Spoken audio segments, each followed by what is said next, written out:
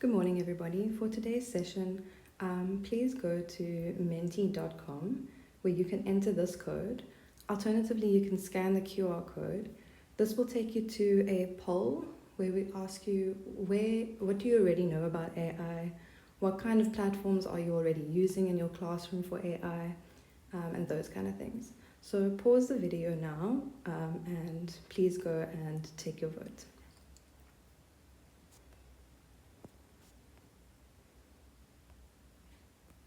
All right, so today we're going to be discussing AI. So we're going to look at our main W's. What is AI? Who uses AI? Why should we use AI?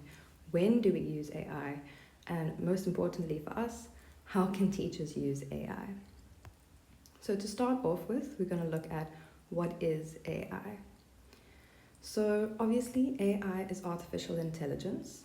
It is a type of technology that enables computers and machines to simulate human intelligence and problem-solving capabilities. So it's very important to note that AI is not human intelligence, but what it does is it copies human intelligence by taking in information from all across the web, as well as taking in information that we give the AI. So every time we ask AI to do something for us, it's learning from us and simulating our experience back again to somebody else.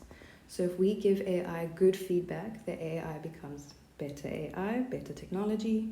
If we give it bad feedback, same thing. It will learn bad habits, essentially. So who uses AI? Now, I'm sure many of us have seen that our learners are definitely using AI. So by the way, these little memes that we have in the presentation have also been made using an AI program, and I'll give you the link at the end of the session. So learners have been using it for homework.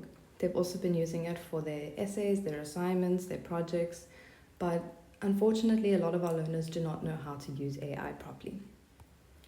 So for example, this is a little piece of text. You don't have to read it, that's not important, but this was given to me by a grade 9 learner for geography for homework.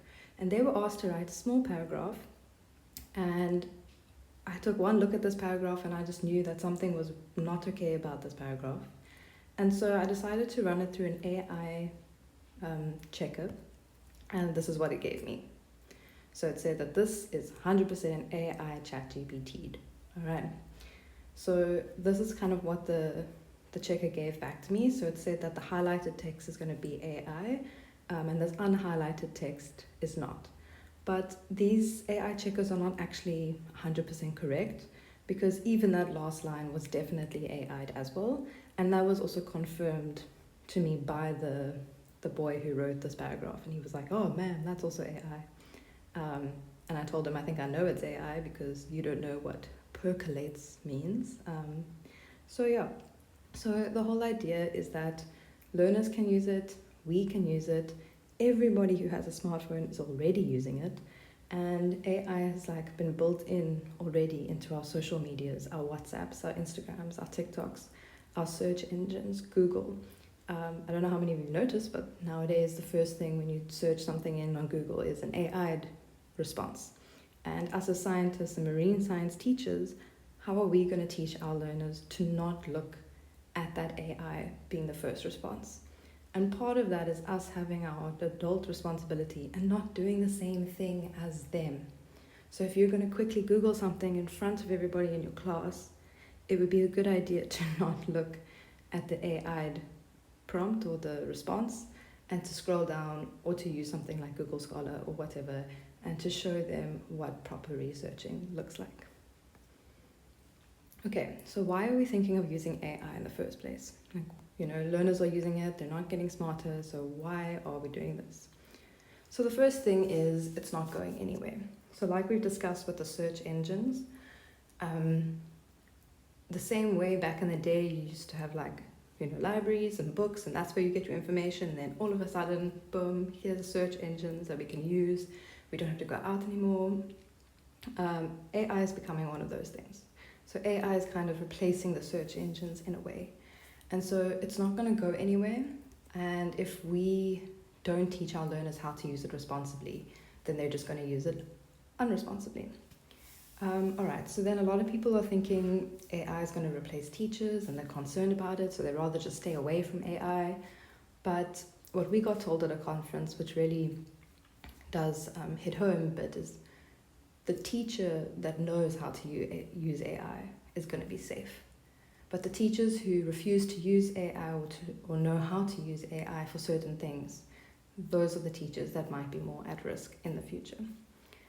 And then, as we discussed already, the AI detectors are not true detectors. So even if you want to use that and you put your learners' work through these AI detectors, the AI learns so quickly that by the time you're putting it through the detector, it might have learned something else, and now it knows how to get away from that detector, like shimmy around it.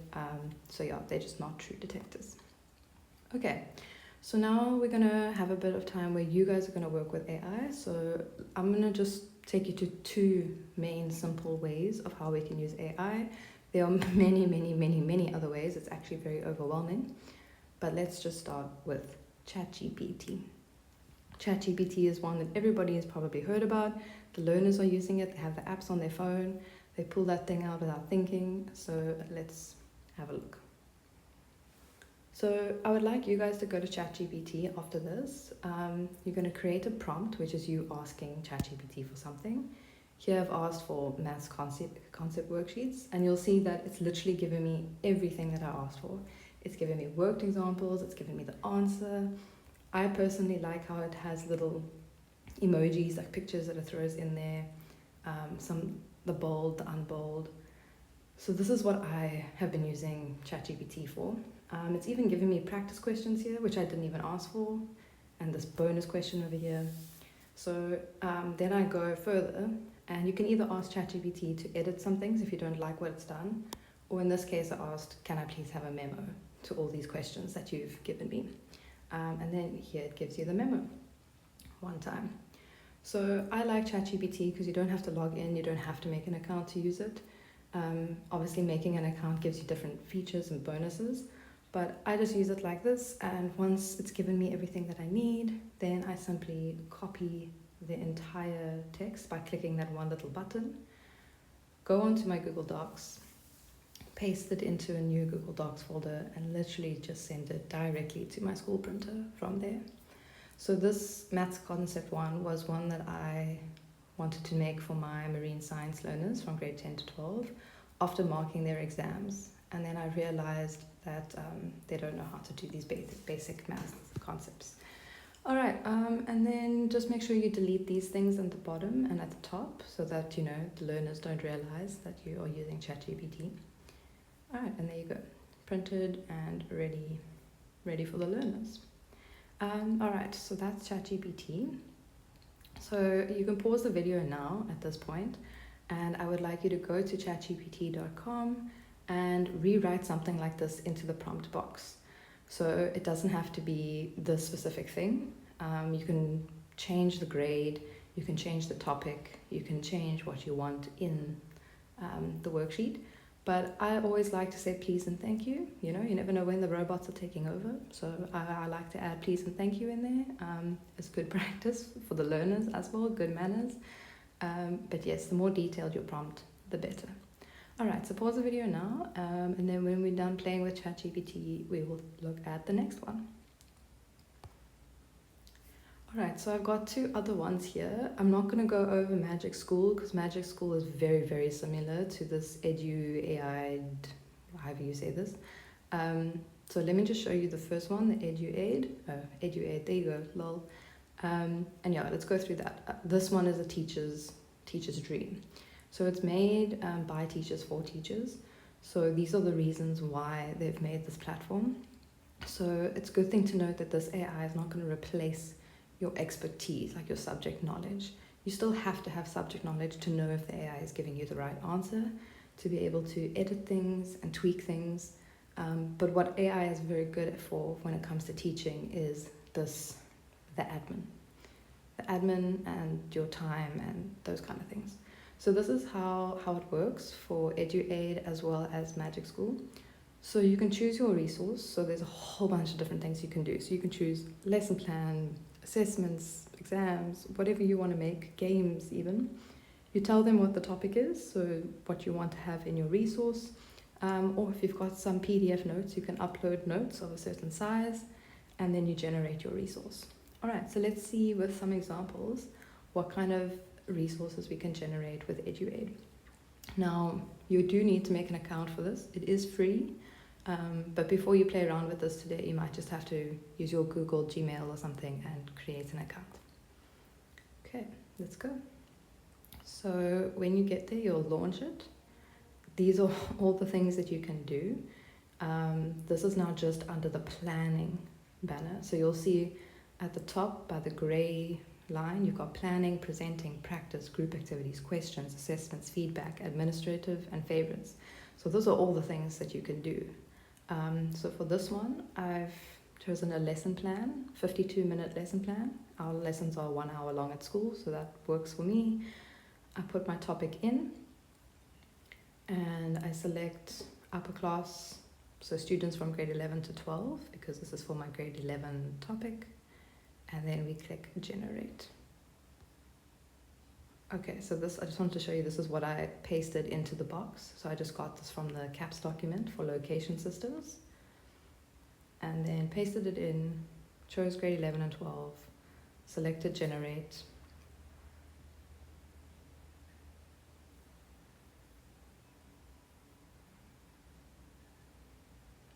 All right, and there's our lesson plan. So it gives you the objectives, it gives you activities that you can do, it gives you ideas essentially. So it's not going to give you the video that you should play, like says show a short clip, blah, blah, blah. You need to go look for that video yourself. But this is great for ideas and for just getting your planning in order.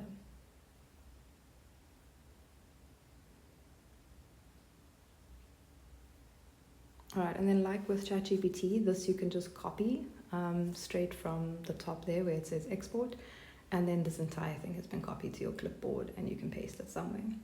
There is a history though, so you can go back and look at all the history that you have created. All right, so now we're going to go to practice. So now this is for the learners to practice. So these are all the different things that they can do. It's important not to get too overwhelmed as a teacher. So what I do is I usually look at the popular choices by other teachers when I'm choosing what to generate. Okay, so here we have a worksheet. So we have some multiple choice questions. We have some matching of the terms. We've got some more questions, open response questions, and some critical thinking questions. Yeah, so this is kind of just to show you the kind of things that EduAid and Magic School can do. What I like also about Magic School, side note, is that Magic School has a tutor for the learners. So you can set up an online tutoring session and send the code to your learners, and then they can just be tutored by the AI. And because the AI is like 4 students and 4 teachers, then the tutor will always bring your child back to like what they need to be focused on. So that is one difference between Magic School and EduAid. All right, so this is just more examples here that we're doing. This is an exam. What I like about the exam is it gives you a essay question. So for marine sciences, obviously that's quite nice because we have essays. So yeah, there's multiple choice questions, true or false questions,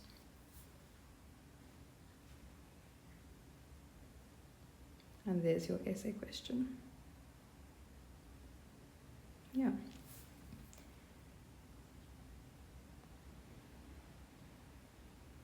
All right, and then lastly, this one's quite cool. So here you can also choose games. So same thing I've put in, selected the bingo style game, and it takes a little bit longer to generate, but there you go. Perfect for printing. You can give that to the learners. It says how to play. It tells you what kind of questions you need to be calling out for bingo. So there's a lot here, and the holidays is a great time to explore this. All right, so I want to kind of just end off on this last kind of note. So students are going to be a little upset that you tell them not to use AI and you are using AI if they kind of figure this out. So you just got to be clear with them and understand that you are the subject expert. You know how to determine if AI is telling the truth and all those things. And so you are there to help them know how to use AI properly. Because if you don't use AI properly and you just are lazy with it, then it can lead to trouble. And not just for the learners, but for a teacher as well. If you don't check your AI answers and you give that to your learners, you are giving them wrong information. And as a teacher, obviously that is not ideal. So just be careful. All right, so this is just to summarize everything. So how can we use AI as teachers? You can use it for summaries, you can use it for ideas, for critical thinking opportunities, assignments, and creation of worksheets, tests, and other admin things. The last thing I want to add on for the day is assignments. So I want to show you an example of a grade 8 geography assignment that we did for our kids, where we told them actively to use ChatGPT, and we tried to get them to use it in a more responsible way. So this was our settlement project. So this was part 3 for history. Now, usually when we give them this part of the project, they just ChatGPT the history of their settlement and they copy paste it down. And then you have to read the same ChatGPT history of the settlement over and over and over again, and you know that child doesn't understand the history of the settlement. So this is what we asked them to do. We gave them some ideas of what they could ask, and then we asked them to go find a website link that has all this history, that does not include Wikipedia. Then we directed them to ChatGPT, asked them to put that research link in and to write a prompt to ChatGPT to help you write a summary of the history of your settlement. Then after they've got the response, they had to screenshot everything so we could see their conversation with the AI. And then they had to think about the AI's information. Was it correct? Does it have any bias? And then we also asked them that you must give feedback to the AI. So you must say, thank you to the AI, your response was accurate, I appreciate it. Or they must say, no, you made a mistake, this is where you made your mistake, just so they can practice responsible citizenship. So this was the rubric that we used for that. The QR code is linked to the rubric if you would like a copy of the rubric. So basically we were just marking them on the quality of their prompt. So the more detailed, the more marks. And then whether they were like analyzing the response and the bias and if they gave responsible feedback or not.